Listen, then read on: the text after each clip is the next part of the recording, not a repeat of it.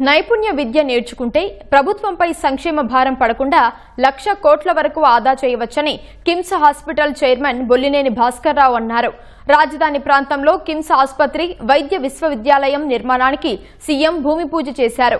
రాజధాని అమరావతికి భూములిచ్చిన రైతుల త్యాగాలు జీవితాంతం గుర్తుండిపోయేలా వారి కుటుంబంలోని ఒక వ్యక్తి పేరుని యూనివర్సిటీలోని గదులకు పెడతామని తెలిపారు.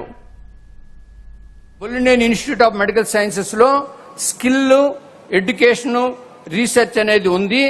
దీన్ని చేయాలి, వారి యొక్క విజన్ మనం ఫాలో అవ్వాలి అని అంటే చేంజ్ అనేది రావాలి. చేంజ్ అనేది రాకపోతే మనం ఏమి చేయలేం. నా బిడ్డ బ్రతికేదానికన్నా నా పొలంలో గనక 100 మంది బిడ్డలు బ్రతుకుతారనే ఉద్దేశం, త్యాగంతో ఈ రైతులందరూ దీన్ని త్యాగం చేశారు.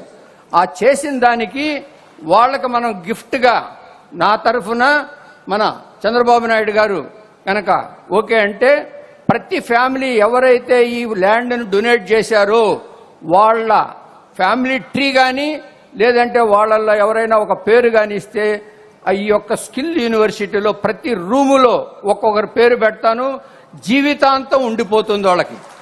అంతకన్నా మనం చేయగలిగింది ఏం లేదు. ఇంత ఫార్మర్స్ని స్కిల్స్, నాలెడ్జ్ ఇవన్నీ కనుక ఉంటేనే దానికి ఒక వాల్యూ అనేది మనకు కనపడుతుంది. ఆ వాల్యూ అనేది ఈరోజు లేదు. రెండోది, ఎవరైతే డిగ్రీలు చేశారో వాళ్ళు చేసే పని వేరే ఒకటి ఉంటుంది. అంటే ఆ డిగ్రీలో చేసిన 3 సంవత్సరాలు వేస్ట్ అవుతుంది.